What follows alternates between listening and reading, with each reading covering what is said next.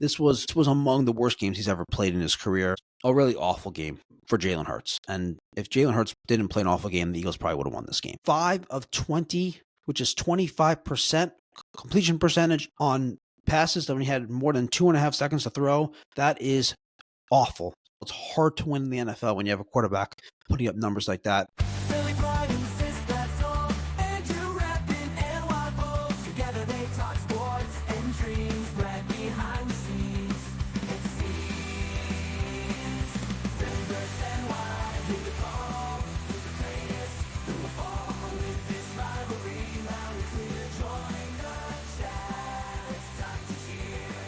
Sports and culture all in one. Catch the fire, feel the fun.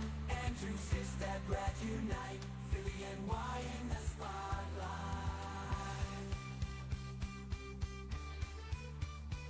Hey everyone, welcome to episode 84.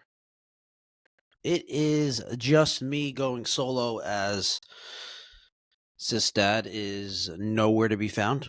Not a coincidence that the Eagles lost again, and Sistad is not on the pod as he is hopefully doing as well as can be. But I think we all know, those who follow the pod, those who have, those who know Sistad, know that he's not doing well. So well wishes to you, Sistad. Hopefully we'll see you next week. I'm sure you'll have a different tale of why you weren't on this one. It won't be the true story, but you'll have some sort of story to tell, explanation. So I'm going solo. Eagles lose a heartbreaker, 22-19, as they continue their spiral, their free fall, their collapse. Look, I think a couple weeks ago when Sistad, I was being combative with him and saying he's overreacting. At the time, he was. And I still think it's not, the whole next year, the championship window's over, next year they can finish in last place. That kind of rhetoric is still ridiculous. But yeah, I can understand why Eagles fans would be very down, very frustrated, and not confident at all in their team. Things are not looking good. The offense continues to struggle. They were really bad in this game. I want to get into it, but just to quickly give it a little outline of what we're talking about here. So we're going to mainly talk and focus on the Eagles game, their playoff picture, but mostly their game, their loss to the Chargers on Monday Night Football. I have a couple interesting stats, insights on Hurts and on the Eagles defense. I'm going to introduce a new segment. I'm not sure if we're going to keep this around. This might just be a one-time thing. Maybe we'll keep it around. Maybe we'll bring it back here and there once Sistad's back on the pod. We're going to call it Sistad or AI Stad. I'll explain the concept of it a little bit more, and then we're going to also have some subscriber questions as well. We have a few. A couple of them are not. They're not all football, so that'll be the non-football portion of this episode, but it's going to be 99% football, 99% is this Eagles loss to the Chargers. So let's get right into it to start. Like I said, 22-19, lost in overtime. A game that, strange game, a very sloppy game. Both teams turning the ball over. Jalen Hurts was awful in this game. The Chargers offensive line was awful. The Eagles defensive line and pass rush was dominant. This is a game that as I was watching, even though Hurts was playing badly, even though the Eagles offense was still struggling, I just felt like they were going to win this game throughout. I just kind of, then in flashes, you saw their offense going. You saw Hurts start to get it together. And I just yeah, they're going to score here. They're going to get a touchdown here. Yeah, the Eagles are going to win this game. And obviously it didn't work out that way. And I'm sure Eagles fans listen to this. I know Sistad was like, there's no way. I knew they were going to lose that game, early on when watching this game. But just from a objective perspective, that's kind of how I felt throughout the game. A brutal loss, and the free fall continues. They're 8-5 now, and yes, Sistad's not alone. The Eagles fans are melting down, and they are seeing another collapse happening right in front of their eyes. Three main talking points here about this game, or three main takeaways. I think there's really three. I think from this is all from the Eagles' perspective, of course. The offense stagnation continues, and it looked like in this game, because we talked about how they didn't turn the ball over in previous weeks. They was just more of a stagnant offense. I think it looked to me like a lot of guys were trying to do too much. They had that one nice tush push toss, the Barkley big play. Other than that, it was a very stagnant offense. I just thought guys were trying to do too much, trying to make the play. That had a lot to do with the fumbling, a lot to do with the sloppiness, and I think Jalen Hurts in particular, he was just trying to do too much. I think he probably felt some pressure that goes on him to kind of jumpstart this offense, get things going, and obviously by doing that, he made things worse.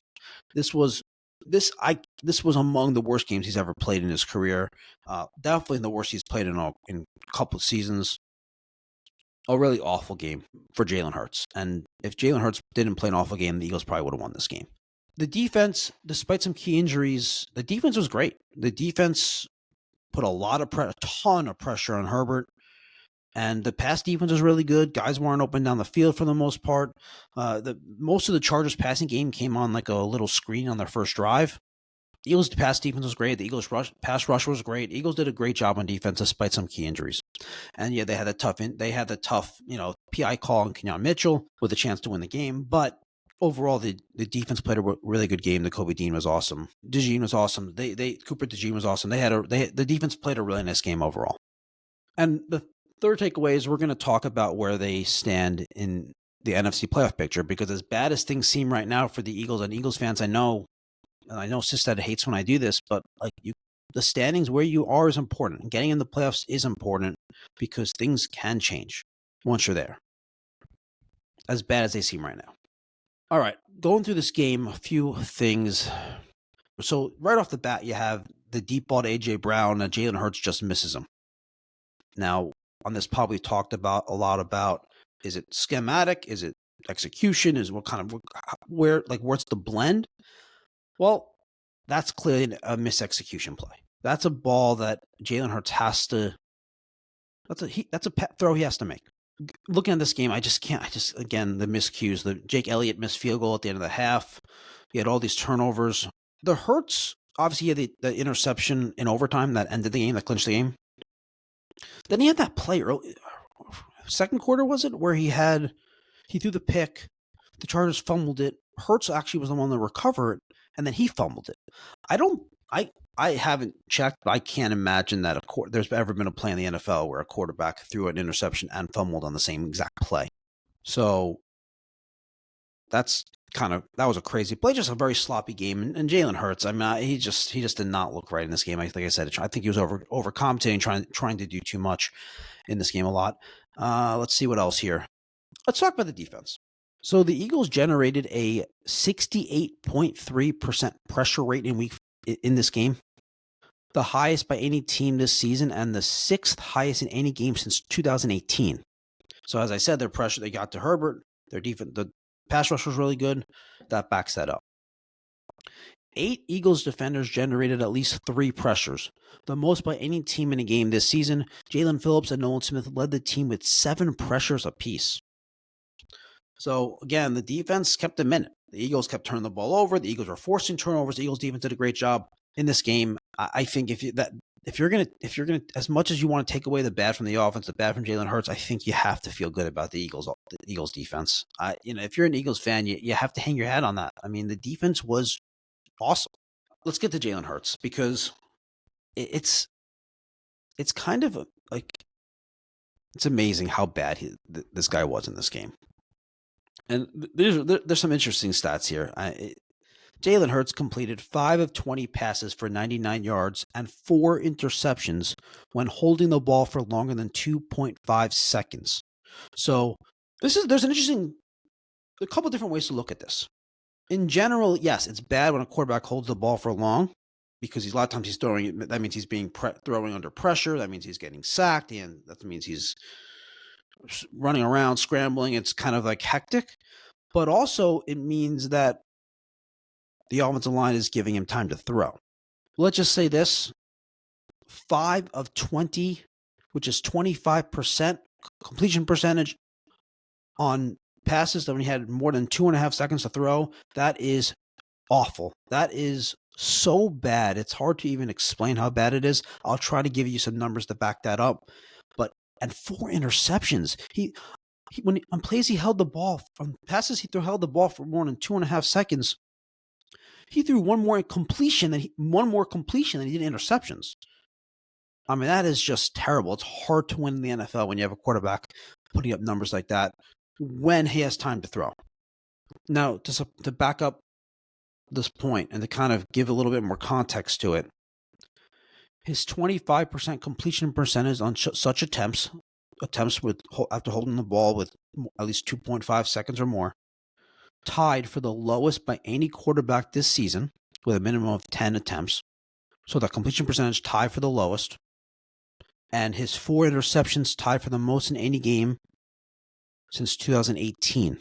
Now, to counteract that, or to counter that, on quick throws, he completed 16 of 20 passes. So he completed 16 of 20 quick throws for 141 yards. So is this maybe scheme? Are they not drawing up enough plays where he gets to get Hurts rid of the ball quick enough? Or is he not making the right read? Is he not making the right play? Is he holding on? Is this execution? It's hard to know. I'm sure people will go through the film and the All-22 and decipher plays that he should have got rid of the ball quicker, plays that maybe it is scheme. It did seem like they were trying to take a lot of shots down the field in this game. I mean, they had some options. They had the opportunities. I talked about a little bit earlier about how I felt like as I was watching this, I felt like the Eagles were going to find a way to win this game. And Jalen Hurts in that fourth quarter, the drive that they got the field goal and took the lead, he looked really good. Like, I think they had a nice run that was brought back because of a holding. He was throwing the ball really well. And then he threw that deep ball to A.J. Brown that A.J. Brown dropped. So to start off the game, he misses A.J. Brown. Hurts' bad throw. That's Hurts. Fourth quarter, tie game, he hits A.J. Brown in the hands on a deep ball in the end zone, and A.J. Brown drops. It wasn't an easy catch. It was pretty well defended. But a catch that A.J. Brown normally makes, a catch A.J. Brown should make, and really needs to make in that situation. Eagles ended up settling for a field goal and taking a 3-point lead, and then the Chargers came back and got a game-tying field goal to send it to overtime. But my point was, I feel like Hurts at times was showing that he was putting it together. It was like, okay, he's played a really bad game, but now he's in a rhythm. I felt that way in overtime. Down 3 points in overtime, it was 3rd and 16, and he hit Devontae Smith. That was a beautiful throw over the middle. I mean, that was a perfect throw. 3rd and 16, game's essentially on the line. I know they have a 4th down play there, but huge throw in a huge spot. I really felt like he was in a rhythm. I was like, and then obviously he ends up throwing that interception to end the game. But I just felt like there were certain flashes with Hurts where it's like, okay, this has been a terrible game, but he's in a rhythm now, and he's going to find a way to lead them to this win. But he found a way to lead them to a loss in the end. So I just had that quick thought. I wanted to get back to some stats. Really, one main stat here. This is Jalen Hurts facing the blitz has been a problem for a few years. They fixed it. Now it's been a problem again this season. But in this game, he faced a blitz 13 times, which is the most the Chargers have blitzed in a game this season, by the way. So it shows like what they think of Jalen Hurts under pressure and against the blitz. Against those 13 blitzes, Jalen Hurts finished 5 for 12 for 41 yards and an interception. So not good. His struggles against the blitz continue. Real quick, I just want to jump into where the Eagles stand in the playoff picture, because look, I know like it feels like, it doesn't matter that they're going to lose in the playoffs. And that very well may be true. If you're an Eagles fan, I don't blame you for that, for feeling that way. I think they don't look good, so I get it. The offense specifically looks really bad. But it is important to have that perspective that, look, like, you get in the playoffs and then all you need to do is, win a couple games. Like it's not like as bad as their offense was in this game that they weren't in this game. They lost in overtime. They were driving down the field. They were in the red zone. They had a chance to win this game. They had multiple chances. If Jake Elliott makes a field goal, if AJ Brown holds on to a catch, if maybe they turn the ball over one or two less times. The Eagles had many chances to win this game. This is a game that they definitely could have won. I'm not gonna say they should have won, but it's a game they definitely could have won. The point is as bad as things have been, they've been in most of these games with a chance to win. I know Sister was saying acting like they got blown out by Chicago, but that was actually a close game. It was one possession game with like a few minutes left. So they, even as bad as things have, and here's the thing about this tells you how good this defense is, how good this team is as bad as things are, they still have a pretty good chance to win a lot of these games late. So you get in the playoffs, and then you take a game at a time. So playoff picture. Despite this stretch, this horrible stretch, the Eagles are 8-5. They're first in the NFC East. They lead the Cowboys by, well, the Cowboys are 6-1 because they have that tie. So with 4 games left, the Eagles have a 2-win advantage, have a two game advantage in the division. And if we look at their schedule, let's take a look at their schedule. Let's pull it up. Eagles, pull up the schedule. All right, here. Home against the Raiders next week, or this coming week. Should be a win. As down as you are on the Eagles fans, you have to be expecting them to beat the Raiders at home.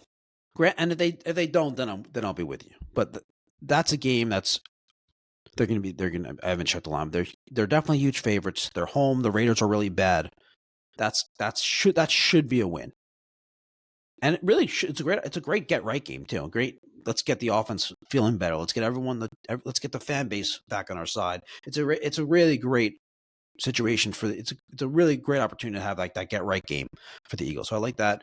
And then so they're up by 2 games, and then they win week 15, and then they have 3 games left. Think about that. Think about this. They have let's include the Raiders game. They have the Raiders, they have the Commanders, then they have at Buffalo, and they have home against the Commanders. So they have at Washington, home against Washington, mixed in with home against the Raiders and at Buffalo. I mean, between those 2 Washington games and the Raiders game, let's just say they go 2-2. They probably should go 3-1 at least, but let's just say they go 2-2. They lose one of the Washington games, they lose the Buffalo game, they win the Raiders game. So they split the Washington, lose Buffalo, win the Raiders. They say they go 2-2. That puts them at 10-7. For the Cowboys to finish 10-7, remember the Cowboys have that tie. So the Cowboys would actually have to win. The Cowboys would have to get to 10 wins. They'd have to go. They basically have to finish 10-6-1, and they're 6-6-1. So the Cowboys would have to. The Cowboys have Minnesota at home. They have the Chargers, clearly a tough game. They have at Washington, and they have at the Giants. But do you realize that if the Cowboys would have to go 4-0, like that's the thing. So that's what I'm saying. Is like if the Eagles go 2-2, they beat the Raiders and split the Washington games. The Cowboys have to go 4-0 to win the division. 4-0. If the Eagles win 3 of their games, then they clinch the division, no matter what the Cowboys do. And if the Eagles somehow, just say the Eagles, for you negative, pessimistic Eagles fans out there, they say between the Raiders 2 Washington games and the Bills game, they lose all 4. I'm sorry. Say they lose 3. They go 1-3. You want to be pessimistic. The Cowboys still have to go 3-1 against the Vikings, the Chargers, at Washington, and at the Giants. Like, that's still not easy and very challenging. So my point is this. When you have a 2-game lead with 4 to play, that's a huge advantage in the division. I mean, if you just break it down, like essentially the Cowboys are going to have to go 4-0. And the Eagles are only going to have to play 500. I like your chances. That's really the point here. I like your chances. Okay. So let's debut this new segment. We're calling it Systad or AI Stat. So Systad, as we have mentioned, not on the pod, he is all doom and gloom after the Eagles' loss. In this new segment, here's the concept. Systad or AI Stat. Here's the concept. I will read a series of texts from Systad. that he allegedly sent to me during the Eagles game against the Chargers. Here's the catch. Some are real and some are fake. You as the audience are going to have to guess. It's on you to guess which ones are real and which ones are fake. Based on for those loyal subscribers and our loyal followers, based on how he acts, what he said in the past, how he talks, you should have some insight about if they're fake or real. And then as you're watching this, comment on the video and let us know what you think, and give your guesses. And then what we'll do is, instead of just going right into the reveal of which ones are true and which ones are real and which ones are fake, I'm going to jump into the subscriber questions. We have a few. I'll go through the subscriber question segment, and then we'll come back and we'll do the reveal. So it'll give you some time to comment and put together your guesses and your predictions and all your answers for the real or fake systat or AI stat segment, which will start now. Let me just go to my phone, because gotta look at the phone and where you have all these texts. All right, text number 1. I have 4 texts, and you have to say which ones are real or fake. I'm not even telling you how many are real, how many are fake. They could all be fake. They could all be real. This team sucks at everything. Text number 2. I've never seen a player regress in 1 year as much as Jalen Hurts has. He's the worst quarterback in the league. Text number 3. The Chargers, LMAO, one of the worst teams in the league, destroying the Eagles. Pathetic. Text number 4. I'm done. They suck. They need a complete rebuild. I hate to say it because I love the guy, but they need a new coach. They need someone who won't hire their buddy as offensive coordinator. Those are the 4 texts. You can tell me which ones are real or fake. Which ones you think are real or fake. Comment below, and we'll reveal it after the subscriber segment, which we're going to do right now. All right, let's get into subscriber questions. At Jared_Levi, if Giannis actually becomes available, should the Knicks empty the vault or stick with the core? So, happy to go off the football topic. So I really do appreciate the subscriber question, Jared. I really don't know. I think as I've mentioned on this pod and talked, I know, and with like doing a trade this time would be very difficult because of the CBA. So I don't know. I mean, in terms of players, like Giannis is an amazing player, and some people say like, oh, he doesn't shoot the ball, so he doesn't spread the floor. He spreads the floor because by 2 things. One, when he has the ball, an entire defense is focused on him, and they're collapsing on him. Secondly, you give him a head of steam, and he drives right past you and roll right through you. So he spreads the floor. He makes any offense more dynamic. He would make the Knicks much more dynamic. But to get him, what do you have to give up? You have to give up just to make the money work. You have to Cat plus someone else. That Cat plus Deuce.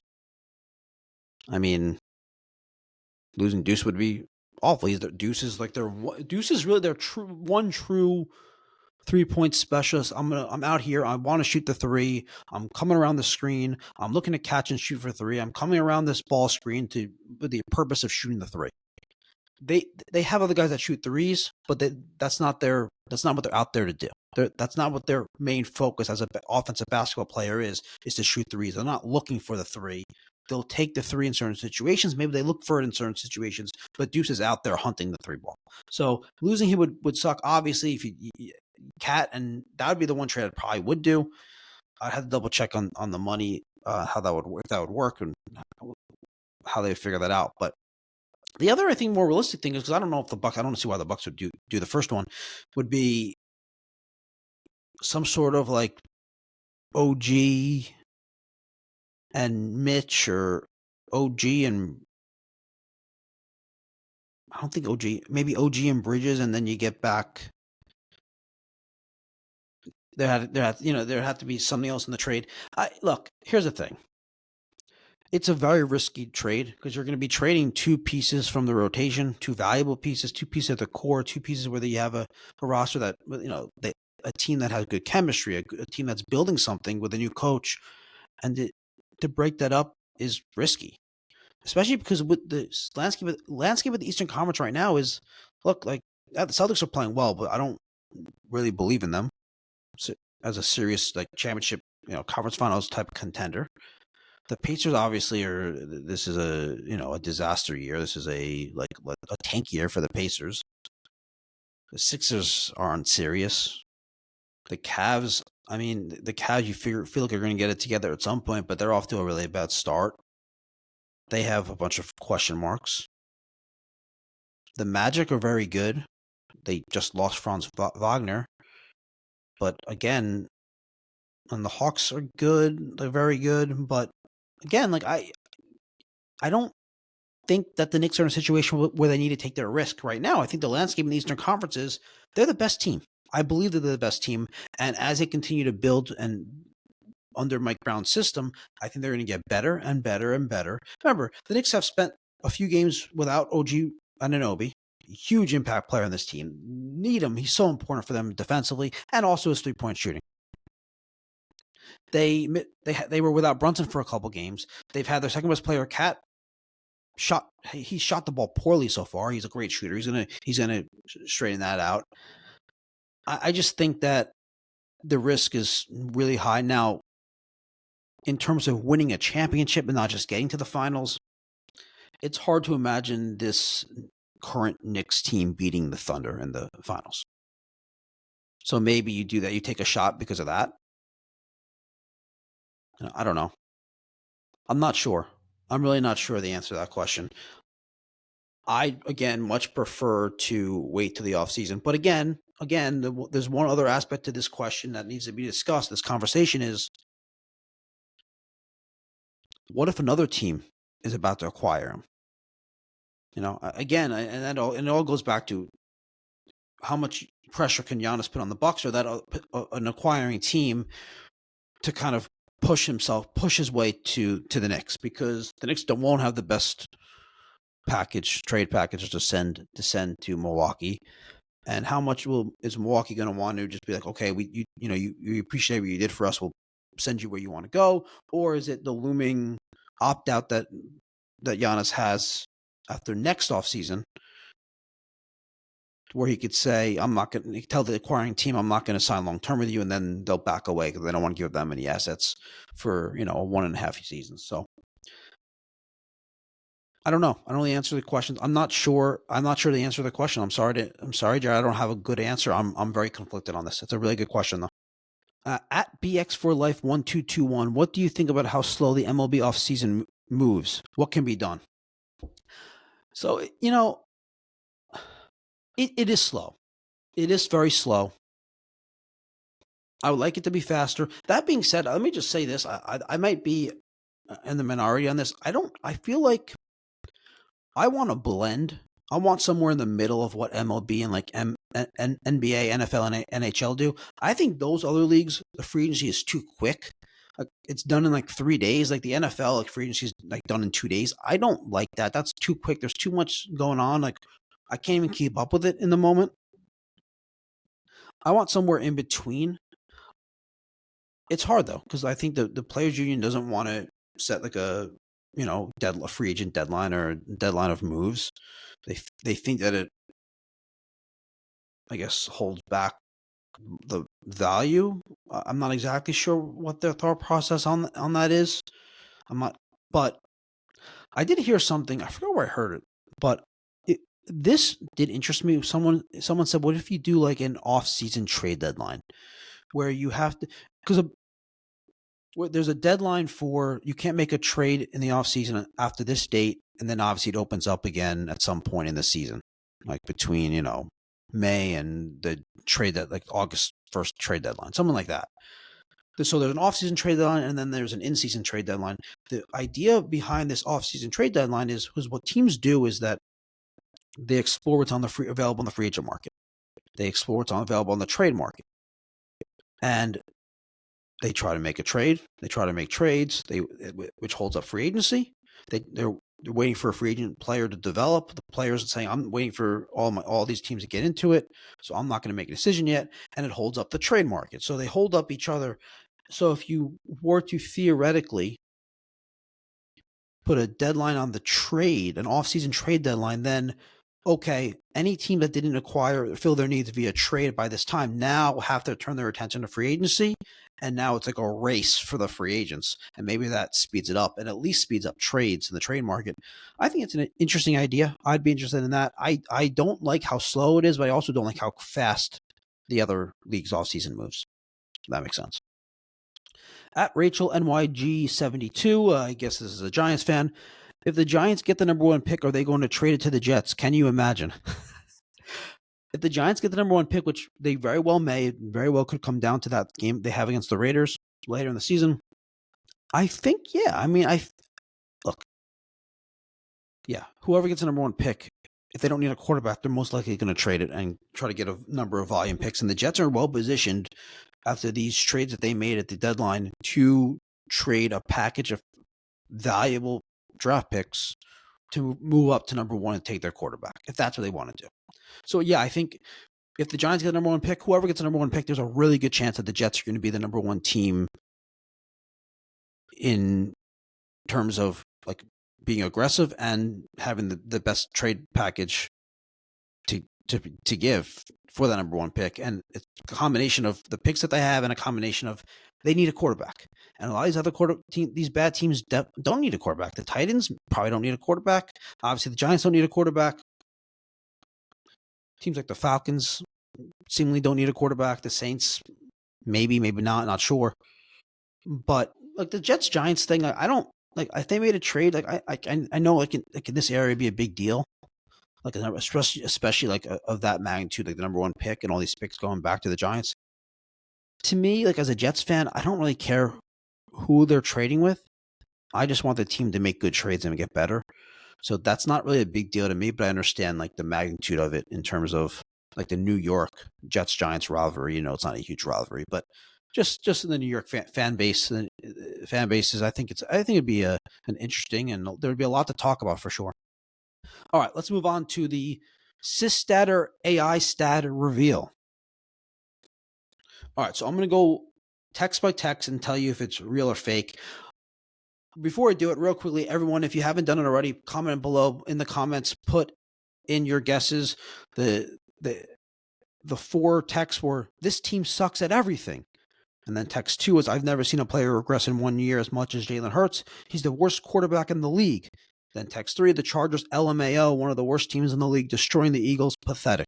And then text 4, I'm done. They suck. They need a complete rebuild. I hate to say it because I love the guy, but they need a new coach. They need someone who won't hire their buddy as offensive coordinator. All right, text number 1. This team sucks at everything. That is real. He texted me that about 2 minutes into the game. Text number 2. I've never seen a player regress in 1 year as much as Jalen Hurts has. He's the worst quarterback in the league. That's fake. Although he would say that. Text number 3. The Chargers, LMAO, one of the worst teams in the league, destroying the Eagles, pathetic. That is real. And he said that late first quarter, maybe mid first quarter. And yeah, about a team where it's just the Chargers were 8-4. Now they're 9-4. They're one of the worst teams in the league. I mean, what? It's so ridiculous. Text number 4. I'm done. They suck. They need a complete rebuild. I hate to say it because I love the guy, but they need a new coach. They need someone who won't hire their buddy as offensive coordinator. That's fake, but probably not far off. I could see him saying that. I could definitely see him saying that. So I'm interested in what you guys all guessed. If you commented, we're going to have a good time reviewing them. We'll probably go through them on next week's pod as well, which just I expect that we will be back, especially after a nice win against the Raiders. So The Eagles lose. The Jets, we didn't talk about the Jets. They got blown out. They're a disaster. The Giants had a bye. The NBA, we talked a bit about Giannis, but a lot going. The Knicks look pretty good. The Sixers are the Sixers are okay. I mean, they're looking like they're going to be in the play-in tournament. As it would be my prediction for the Sixers. All right, next week we hope to get Sistad back, as hopefully the Eagles will be coming off a win. Eagles fans, I'm sorry, but again, you're still looking good in the NFC East. You're still looking good for the playoff picture. You just need to get to the playoffs, and then you have a chance. So, which I can tell you as a Jets fan, I would love to be 8-5 and upset about their offense and about a recent slide. So, I know perspective is different, but I'm just saying as a Jets fan, I would love to be in your position. So, anyway, everyone, thanks for tuning in. Please give us a like. Please subscribe. We'll see you next time. Philly pride insists that's all. Andrew rapping and wild balls. Together they talk sports and dreams. Right behind the scenes. It seems. Fingers and wide. Hear the call. Who's the greatest? Who will fall with this rivalry? Loud and clear. Join the chat. It's time to hear. Sports and culture all in one.